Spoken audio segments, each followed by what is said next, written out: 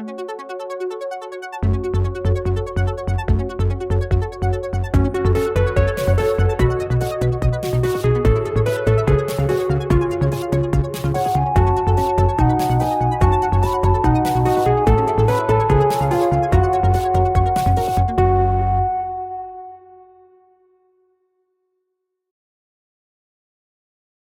everyone! Hello! Hi! Welcome once more to Reckless Attack, a 5th edition Dungeons & Dragons actual play podcast. I am, as ever, GM Nathan, surrounded by some of the finest in actual play role-playing. That's right. Let's all go around, as we always do, introducing our various players before we jump into the juicy homecoming action, starting with the person across from me. Hi, everyone. I'm David, and I play Kaskrin Brightmane, the Dwarven Sorcerer, who's newly level 10. Yeah! Pretty neat. We have recently gone out of the Deadlands, also pretty neat. And Kaskrin's just like, man, the Shepard, how'd they find us? Yep, they're around. Yep. Always watching, just like, all right. Got an eye on things, Cool. I guess. Cool. And to my left. Hi, everyone. My name is Steve, and I am playing C'est la vie as Ter Erlin. Is this because your printer ran out of toner? Yeah, on I your think character it sheet? is. I think it is. Yeah. Steve was really excited to show us how truly bad his character sheet is. Yes, because I like to have a physical copy just in case I can't get it on the device. And well, now I'm playing C'est la vie. But I am, as always, playing Selv Asterlin, the Dragonborn monk, who is ready for a nice nap in a walled city. I think that's a... Walls are pretty great. Yeah, walls. Underrated, actually, it turns out. Yeah. And across from me. Hi, everyone. I'm Sophie, and I play Valeska Carter, the human cleric of the Arcana domain. And Val has a new toy, and she's been figuring out what it does. Val's got a Groma, baby. Groma! Which is a sentence that was definitely really high on the betting odds that we would say during the course of this campaign. Presented by FanDuel. Val's got a Groma. Yeah, it only paid out 1.25 to 1. Yeah, it was pretty. It was really surprising, but hey, someone I'm sure made at least a little scratchback. And to my left. Hi everyone, I'm Jonathan, and I play Checkers, the Grung Druid, and his trusty frog pal, Mango, and potentially Junior, if I have anything to say about it. And Checkers is really thinking about all the firsts that the Golden Tree Guild has had over the past week. We were the first to go into the Deadlands and survive, the first to visit Narhasser, the first to leave Narhasser, crucially, and also survive. First mortals to see Sunfall. Yeah, that's true. That's true. Up close. A lot of firsts for us that I'm sure we'll be excited to talk to people about when we get to Agmar. And that will be alone enough XP to just kind of turn in as like bonus XP to get to 11. Yeah, correct. Yep. Isn't it nice to have wishful thinking? Our level 10 adventurers are in the air on top of, or I guess otherwise in, maybe next to, I don't want to prescribe exactly how you guys are spending the next 2 to 4 days, but you are somewhat attached to the Skystalker, heading back to the Red City of Agmar, deciding to slow play your RSVP to a certain kind of lingering invitation. You guys have spent a few days traveling. You have successfully, excitingly, taken long rests. Long rests. Nice. Yes. Without exhaustion this time. Yes, and no more exhaustion. You have finally cleared that from your system. You guys are finally feeling a little bit more clear-headed and able to more or less fully function. Obviously, we all deal with stress in different ways, but at least you do not have mechanical exhaustion. But finally, you guys find yourselves in Agmar airspace. Hey. It's been a relatively peaceful few days, at least as far as traveling in Rixia goes. You have not seen any signs of First One activities, either the big swarm that you saw or whatever was circling around you, dropping said rock in the prior episode. Which leads me to an interesting question, Nathan. On our flight back, did we notice any change in, let's say, flora or fauna? Like when we were leaving, when we first left Agmar, we saw all the kind of weird stuff while we were traveling on foot. There was stuff we saw from the sky when we were traveling to Narhasser. Has there been any change in like the amount of wildlife we see or the locations we see it in? Or does it seem to be driven towards Agmar now, like it's running away from something? Assuming that this is something that Selv is doing, is just trying to observe the natural world around him as you guys are traveling. Things are different. Just a little bit. Everything seems quieter. And it's hard because you guys are at a very high altitude. But Rixia also has a lot of very, very large things. And usually you could see at least something, a big flock of something, a herd stampeding. You guys are actually going over a lot of grasslands in addition to some of the forests. Since you are paying attention, things are a little more subdued in the natural world at the moment. But the one thing you do see up in the sky after your days of travel is a maybe now friendly shape. The shape of a very large bird flapping its way over towards you. Within a little while, or with a little spy of a spyglass, you see that it is indeed one of the raven mounts that have been stationed at Agmar. For a second, I thought you were going to say, it's Old Bill! Roll initiative! He's come for his revenge. This is not a raven mount that you guys recognize, in fact. But you see them kind of give a little bit of a wingtip signal of acknowledgement, and they actually kind of pull up alongside you from a responsible distance, but kind of like a fellow F-16 coming in, escorting you home. I was really wondering, like, if there was going to be some sort of docking protocol for the Skystalker to get into Agmar, because they had the whole shield and everything. And it's like, how are we going to communicate? It's like sending for different, like, keywords and stuff. I'm glad you've solved it with Raven Mounts, and I don't have to worry about it. Raven Mounts, easy. Permission to buzz the tower. Yeah. After a little bit more travel, you guys can see the Red City once more, and I don't know. It's interesting seeing Agmar again. Of course, you're home for many months now, and something that you now have seen up in the air a couple of times.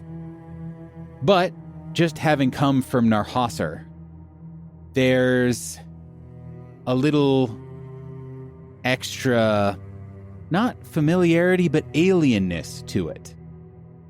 You're reminded a bit, not of home, not of walls that will be guarding your naps, hopefully in a few hours, but you're reminded a little bit of the grim architecture of the Pentarchy. Val. Yes.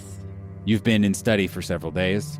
You've learned. There's a fresh notebook cracked for the, I would the study imagine. of this. Because again, this is the first new object of focus that has been discovered in decades. Mm-hmm. Everything else almost certainly would have just been lost to time, but still known, where it's almost has passed into legend or something. But this is something no one knows anything about and is a kind of novel study experience for today's illustrious Atheum scholar. You have attuned Yes. to this item. You've learned that this is in fact a +3 Oh. implement. Again, both, I would say it is a +3 arcane focus or religious whatever focus you clerics or whatever have, or warlocks, I don't even know. Probably maybe a +1 spear. Okay. It's less of a spear. Yeah. But as you've kind of attuned to it, it's still a work in progress because you haven't really been able to use it. And that's, as you know, that you guys have experienced with the Ring of the Bear and just kind of historical things. You kind of have to use it and to be a little bit more connected with it. So the only other thing of real note, mechanically speaking, that you have discovered is that anyone who is attuned to the Groma automatically succeeds on all concentration checks when you are concentrating on a conjuration spell. Oh. You also get the impression that this is an item that can be attuned to by many people. And as you travel towards the city, you see, out of the corner of your eye, the weights on it, the plumb lines. The weights themselves start to glow with a faint red light. And all of the parts of it, again, it's kind of an axis situation, start to slowly revolve on each other. Picture a very slow-moving, like, child crib diorama amount of movement, where it's just slowly rotating. The two axes are crossing, axi, whatever, and just noticeably reacting to being close to the Red City. Interesting. And Val, as you squint, interesting.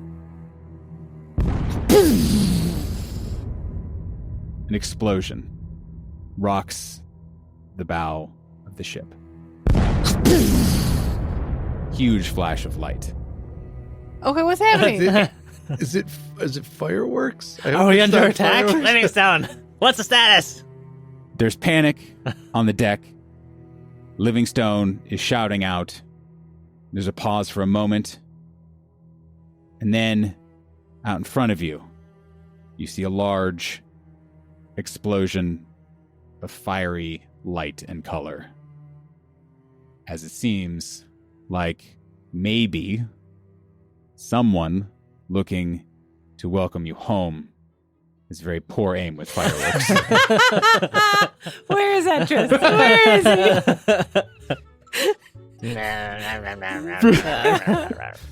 For the remainder of your descent, Kaskrin has like a blanket trying to put out fire on the side of the ship. God damn it, Etris. For the remainder, there are appropriately spaced but very loud window-shaking fireworks to the point where you might have a little bit of tinnitus for a little bit. I'm imagining, too, the Seeker was the one piloting us on our way back instead of Livingstone, because, like, the Seeker, they've had a lot of practice at this point. We're just going in a straight line back to Agmar, so, and suddenly, like, they have to, they pull on the wheel. Yeah. It's immediate tactical evasive maneuvers. Absolutely. People are shifting around. And one of the last things that you see before kind of touching down, before the ship explodes. One of the last things you see up on the wall is a furiously waving Etris Pensempre potionsmith of the Golden Tree with a gangly, awkward lizard folk teen, Anthony, his assistant, as you may recall. A party of people come out to meet you. It's not quite the same turnout as the amount of people who were there as you left, but they are making up for it with enthusiasm for the fact that you guys aren't dead. Yay! Good job, everyone. Berga is there, kind of wheeling out in front of everyone. Mira Carter, you see, is also just is wearing her, what you know to be, Val, her research vest, which is just a lot of pockets for scrolls, baubles, pencils, etc.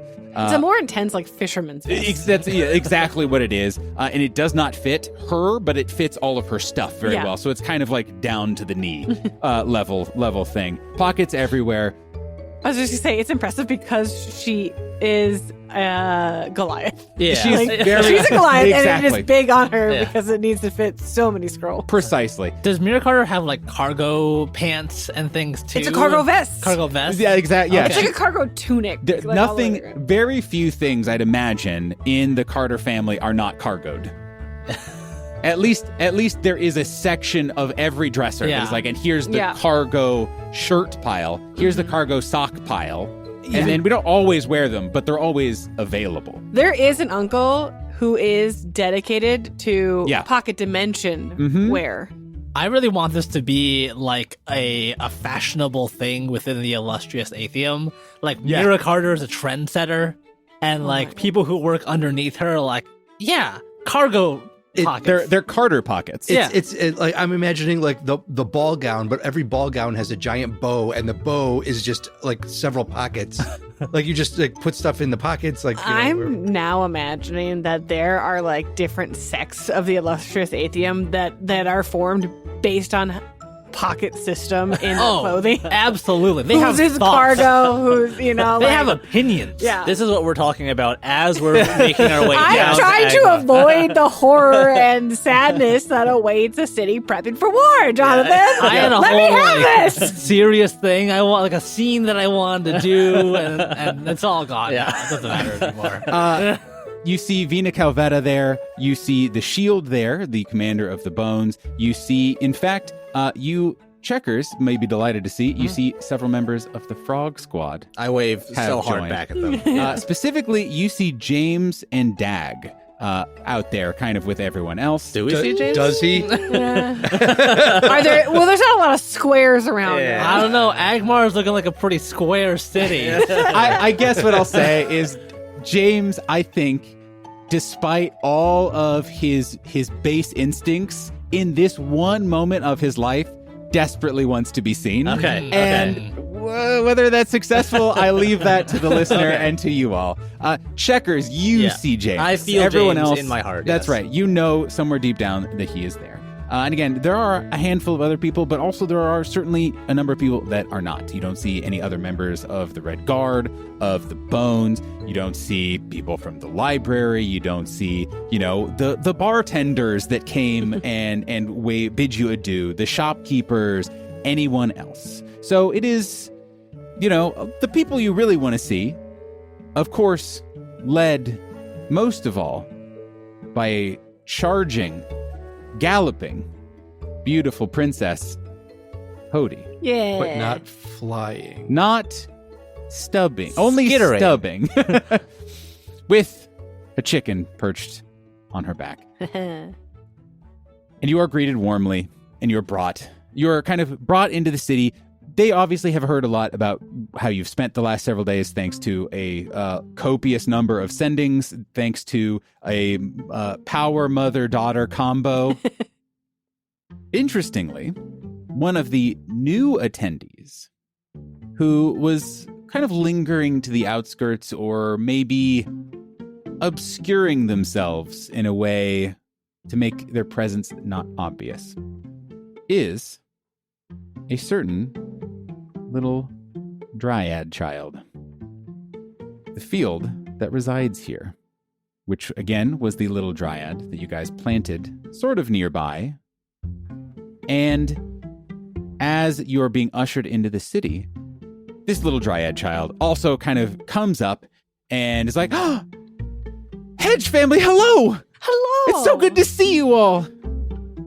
Kaskrin's is pleasantly surprised to see this dryad, and extends a hand to kind of. How big are they actually? They are bigger than when you last saw them, but are probably still the dimensions of an 8-year-old, and a kind of scrawny 8-year-old at that.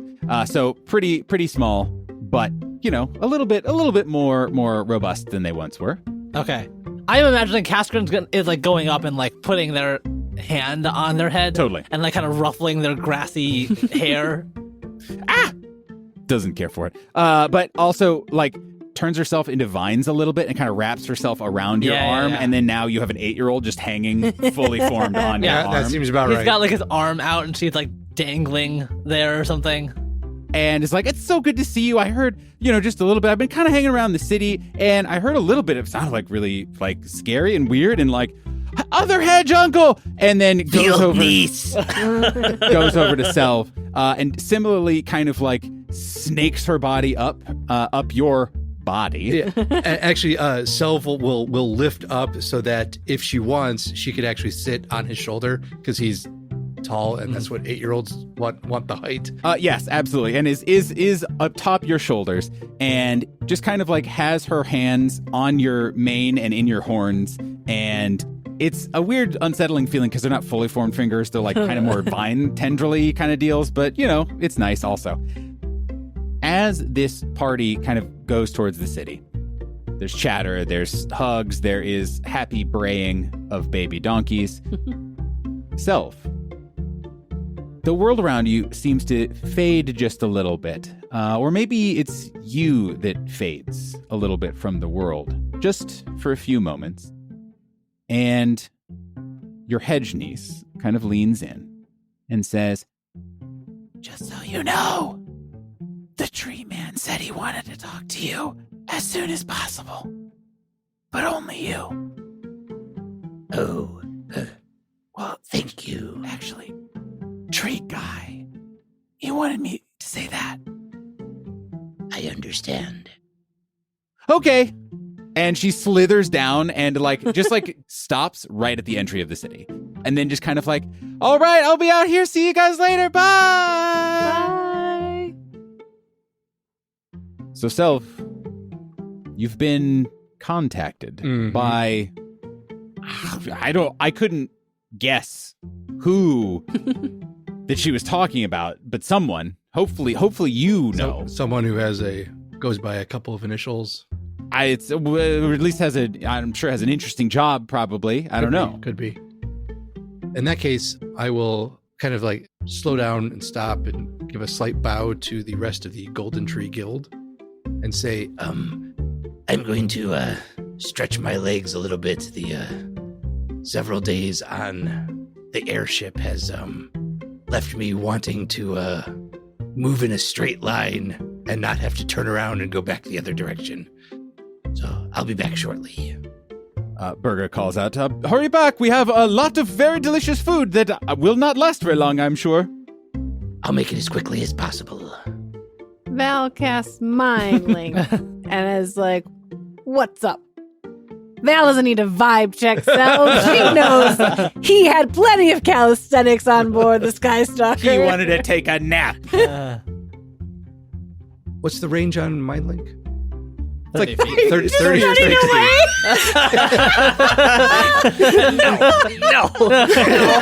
You can't cast me. I have 50-foot movements. Val's voice slowly echoes. Well, Val, I just got contacted by...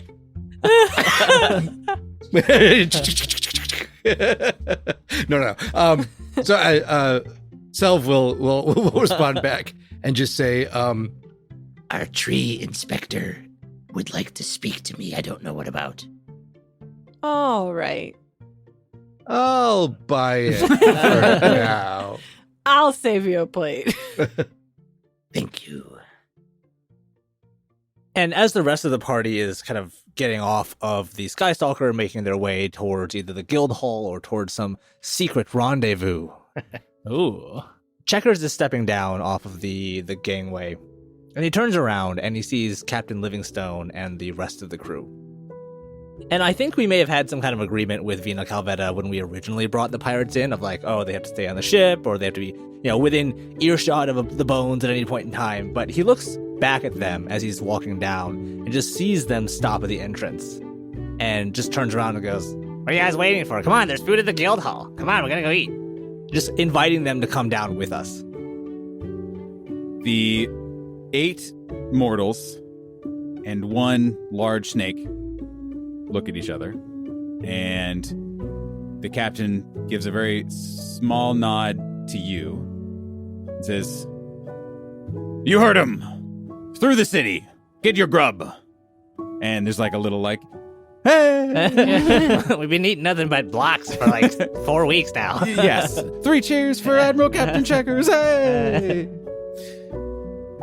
So the main group of guilders enter the guild hall, and there is no business to be had, at least for the little while. There is a full spread of full foods. Actual food. No blobs here other than pleasurable blobs, say potatoes and that sort of thing. It is essentially a welcome home feast. It is cramped as hell in the guild hall because you can host a number of people, but there's still 30 people here, and some of them are members of the Bones, and that feels weird. But it is immediately kind of a party atmosphere. And it is immediately you are thrown into the warmth of life in the city, even just for a moment, and are surrounded by people excited to see you.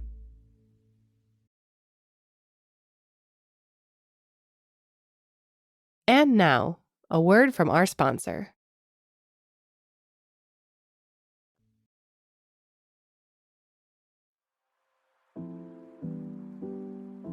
Hello, everyone. GM Nathan here, and welcome once more to the Midroll. This is where I remind you to follow us on all the social medias, particularly on Twitter at reckless_attack, where we are posting a variety of frogs and memes, and frog memes, and meme frogs. You can find all our socials by visiting our website at recklessattack.com, and much more. If you like us, consider supporting us on Patreon. It's one of the best ways to help us grow and improve the show. Early ad-free episodes, level-up talkbacks, and oodles of other stuff await you there at a variety of tiers. Lastly, don't forget to tell a friend if you're enjoying the show, or let us know by leaving a rating or review on your podcatcher of choice. That's all from me. Enjoy the rest of the episode.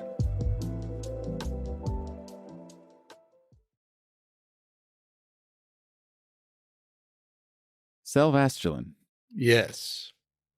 You find your way to a nearby stomping ground, maybe, of a certain PI tree guy.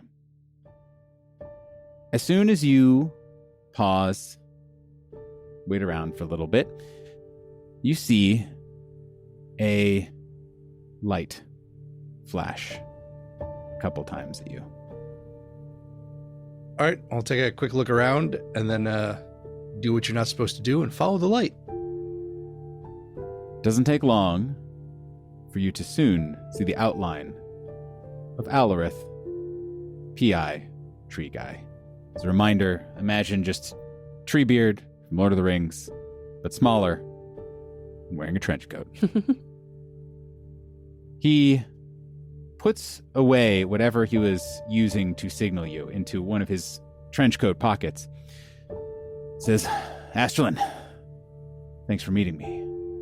I apologize for cutting short your homecoming. That's quite all right. It seemed like, must have been important. Yeah, I wanted to make sure I got a hold of you before anyone else did. I just wanted to make sure that you and your guild and, well, only you and your guild, for now, heard something before you heard from anyone else. Two things, really.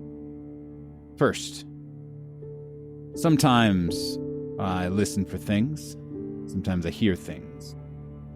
Something I've been hearing is that a certain former head honcho around here has maybe woken up from a nap recently. That's basically all he gets out of himself at the moment. And, with that, I've also heard that some people, some mortals around the city are starting to have some strange dreams, which, I mean, it's a weird world. It's a stressful time. Ultra Giants back, demons in the sky and on the ground. Can have some weird dreams. But, what was interesting, seems a common theme in these dreams. Obelisks. Selv will kind of turn and look to the vacant area where the obelisk used to be, that was brought out for the festival.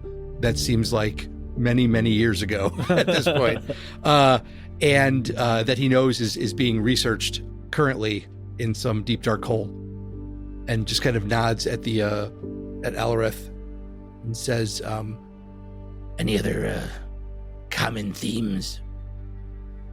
Hard to say.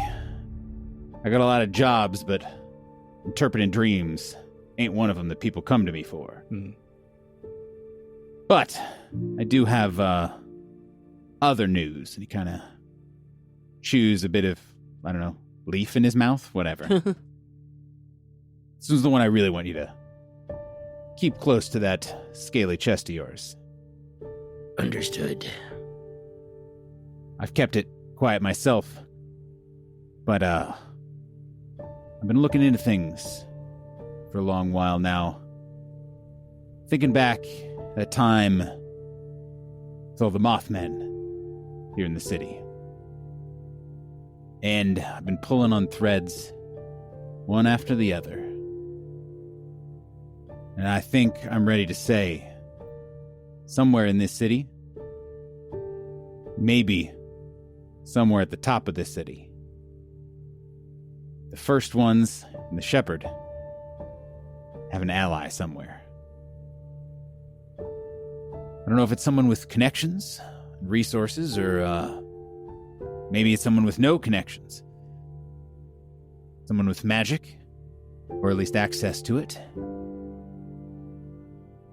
And I got a few other leads here and there, but just wanted to tell someone, be careful who you trust and with what. Tell only who you need to about your comings and goings, your plans, the whys, the hows, and maybe make that list, the need to knows, even smaller than you'd think. You be careful as well, and if there's anything you need in any of this investigation, let us know. Let me know. I'll see what I can do. If I do my job right, you won't see me at all.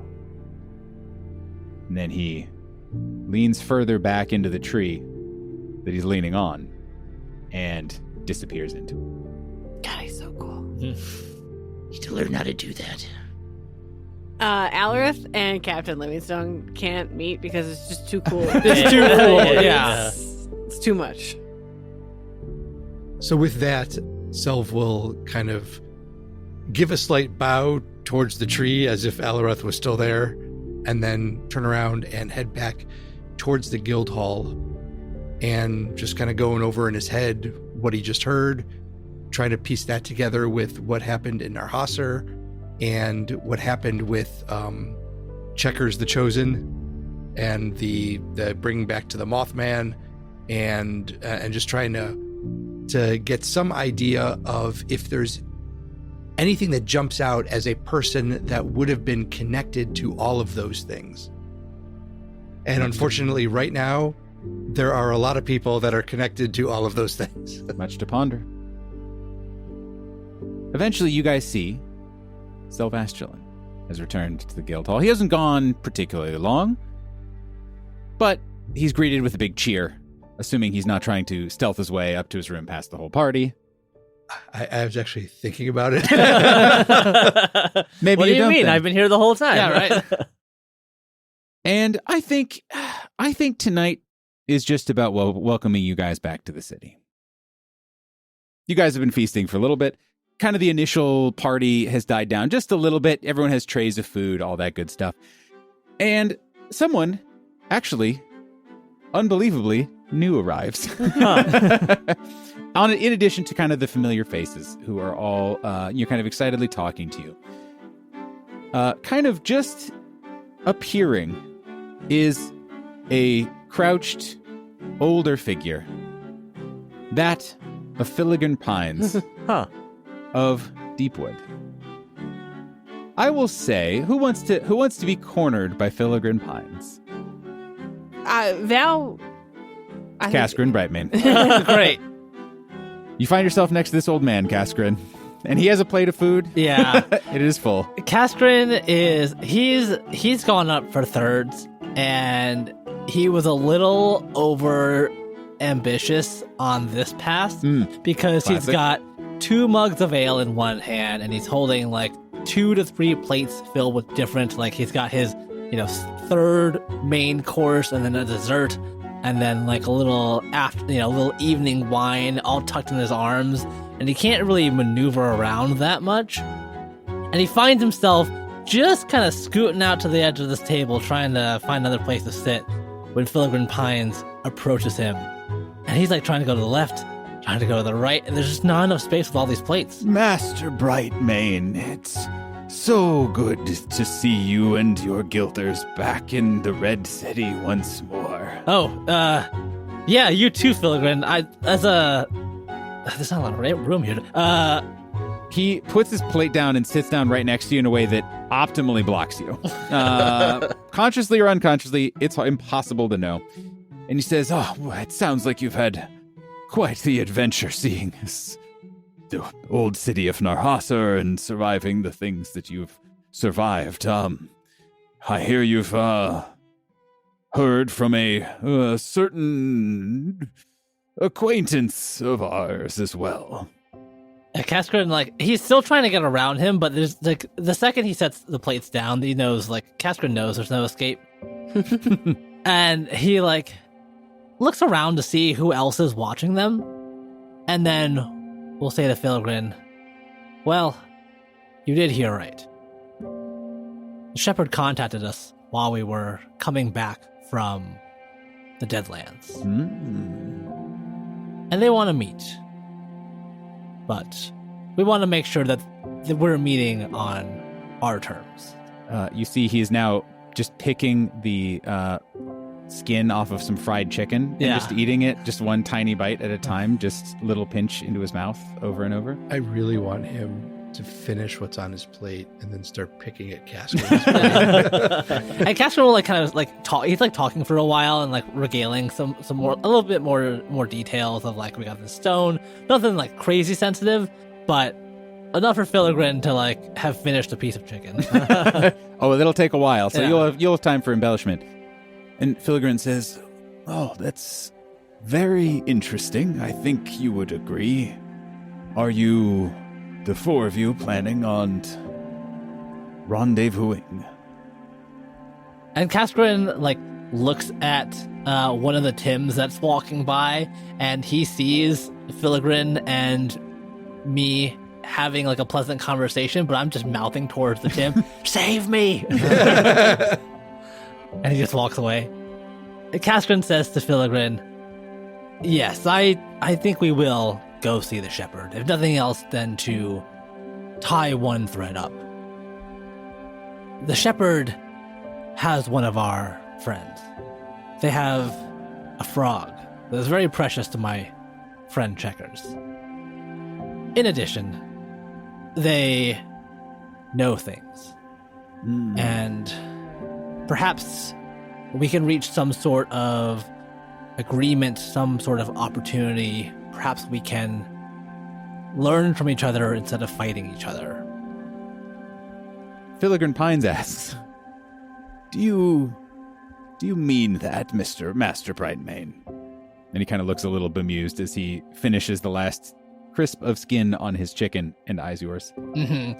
And Kaskrin is almost, he's eyes the ceiling in a way where he thinks he can see someone is listening or watching, and he moves a hand underneath one of his plates that's holding something, and slowly reaches it over to Filigran Pines, and I don't know, make some sort of signal in a way that indicates. I get no. that. Mm-hmm. But he's saying one thing and motioning with another thing. It's Kaskrin does not know how powerful the Shepard is, and if they can hear him. Totally.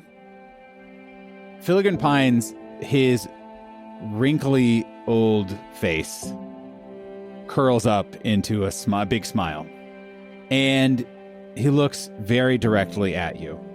and says, "Well, those are truly impressive ideals. What I would say is, in their other form, were with us for some time.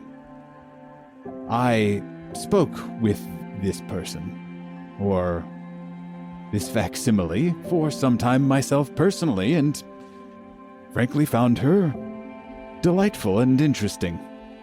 You mean Amber Thunderwalker? Yes.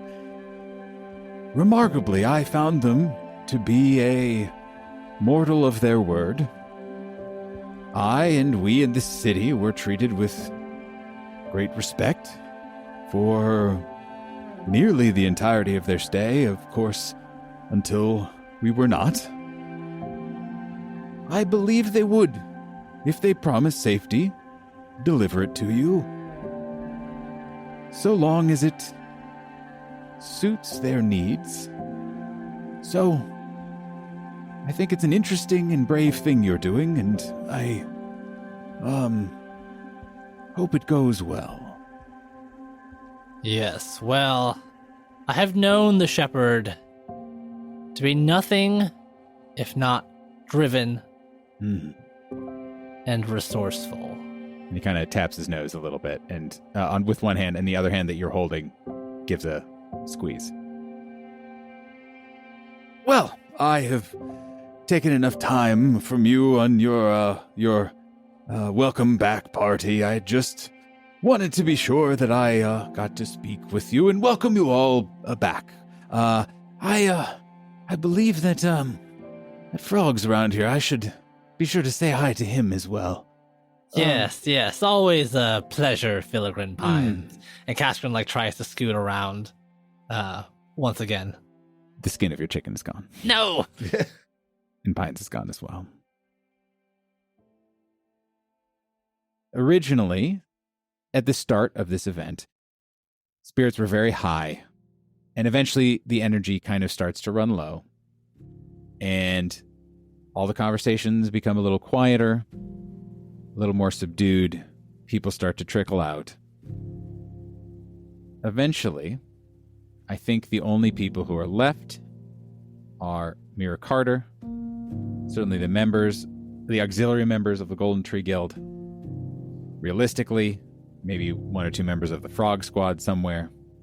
James has gotten in the guild hall. We'll never know if he left. Yeah. I feel like it's past their curfew, though. Yeah. I feel like their parents called them home Well- an hour ago. That's interesting. You say that. Because Val, your mom, says, okay, I should probably get going. I need to get these kids home. I'll be back in the morning. I know that there's going to be a debrief, that sort of thing. I just need to get them home before, again, and myself home before it gets too late. It was really great hanging out with you guys, being able to see you. I hope over the last 2 hours I've expressed many times how incredibly proud I am of you guys and how impressed and how much I need to interview you still to kind of learn more exactly about what happened. Anyway, kids, come on. And you see James and Dag, the square dwarf, and the little goblin child, just kind of grumble and go behind her. And she gives you, Val, a quick little just kind of peck on the head and kind of starts hustling towards the door. Caskren is normally pretty perceptive on social cues and sees that Mira's trying to get out the door, but he'll throw out you can always come back after you drop the kids off, It's there's plenty of we'd love to chat with you and hang out. And she kind of looks at you and freezes a little bit. Uh-huh. And she says, thank you for the invitation. I can't. I'm the notes, all the notebooks. And she points to her big fishing vest with the notebook pocket that's filled with, I assume, notebooks that are exactly the correct size to fit into this from Val. Yeah, The family, There's the Carter family standard. They follow like the A1 paper Yes, that yep. the rest of the world does, and not the U.S. because we have stupid paper sizes here. It's bulging of notebooks. It's just like, and you know, I just want to make sure that this gets Val done. puts a hand Don't on worry her about mom's shoulder. Of No, like, you don't. You can't reach that high. her elbow. You can't. Mom, what's going on? You've been dodgy all night. Since you left, the city has instituted a curfew. We didn't want to bring it up tonight. It was, just we wanted to make sure tonight was about welcoming you guys back and leave the business for tomorrow. So, sorry, I wasn't paying attention to the time. I meant to get out of here earlier. We'll just call it a night for now, and see you when it's in the morning. Thanks for dropping the kids off, and message me when you get home. She gives you a little squeeze on the shoulder in I guess what I will just say is a mom way loaded with many types of meaning. Mm-hmm. And she's like, all right, kids, come on, let's go. Yes, no, we can. Yep, you can play with some of the chemicals that Uncle Etrus gave you on the way home. Just keep it quiet. I'm imagining Mira just left with the kids. Like, it's starting to be, the curfew is in place. Kaskrin has set down his plates. He's kind of done eating for tonight. And it's like with that same sort of like, it's not quite like heaviness. It's not quite like sadness, but it's just like that kind of that regret of like, Kaskrin, you idiot. Why did you like read the room? God damn it.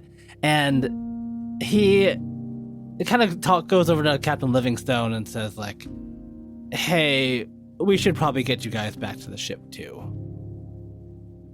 The captain is like, certainly, yes, of course, Admiral Captain, with your leave. I'll see you tomorrow. All right, lads, with me.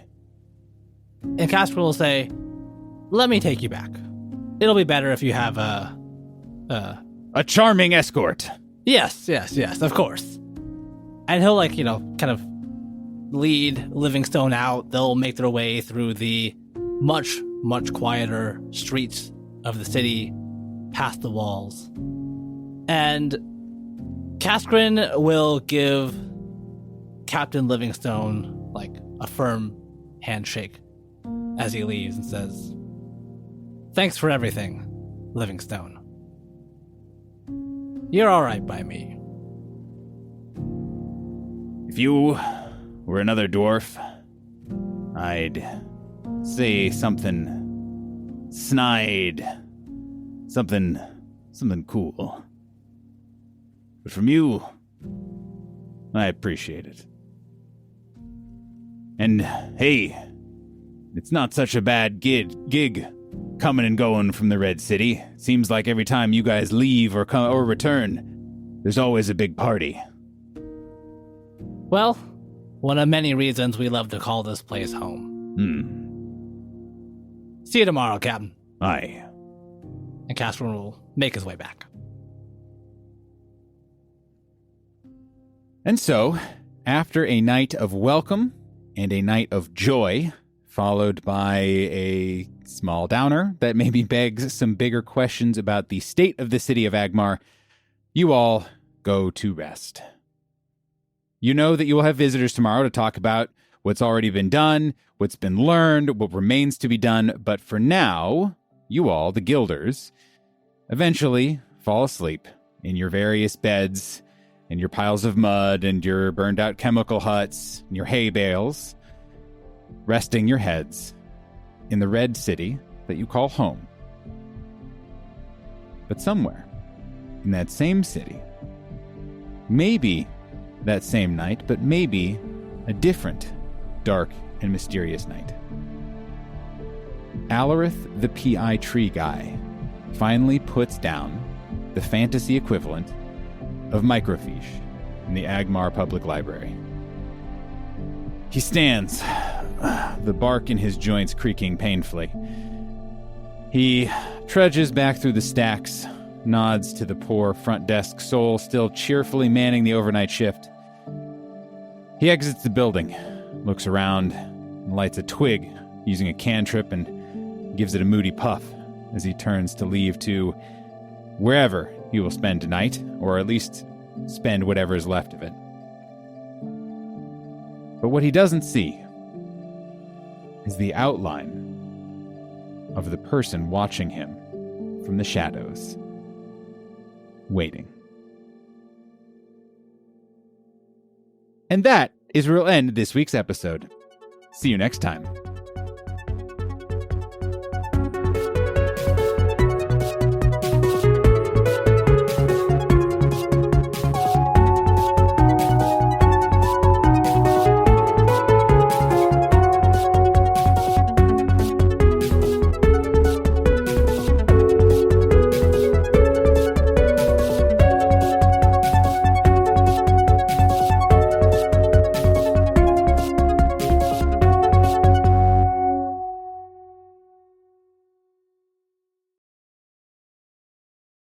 This little dryad child also kind of comes up and is like, oh, Hedge family, hello! Hello. It's so good to see you all. Who are you? I don't think Checkers has ever met them. Honestly. I thought you guys had then reintroduced everyone. Okay, never mind. Am I wrong? I don't No, know. I like it. Oh, can you do that 1 second? Okay. Yeah. Checkers, be nice. This is the field that resides here. This is the dryad that we brought all the way from Deepwood. I think canonically, I don't think Checkers has ever met. I can't remember if you field guys that resides here. had gone through or not. Because I remember we transplanted the Dryad Yes. in Agmar, but then Checkers never went to go out and meet them because Checkers was stuck in the... I don't remember. I don't know the timeline. But Was that when you had community service? yeah, it was either when I had community service or when I was trapped in the cave. with Yeah. the Yeah. first one. Yeah, I think it's only Selv and Kaskrin who've ever Yeah, met but this. we have. I'm sure we've. Oh yeah, sure we've you told mentioned them. it. Yeah. Yeah. The canonically Checkers has never been in the room for that conversation. Has never heard anyone Yeah. mention. At least Refuses not, to be in not any mentally room. there Yeah, for that yeah, yeah. I was conversation. like, what are you guys talking about? I think Oh. it, whenever somebody's talking about an adventure or something cool that Checkers was not a part of, it becomes the Charlie Brown Wah. adult. Yeah. Yeah, exactly. Mhm.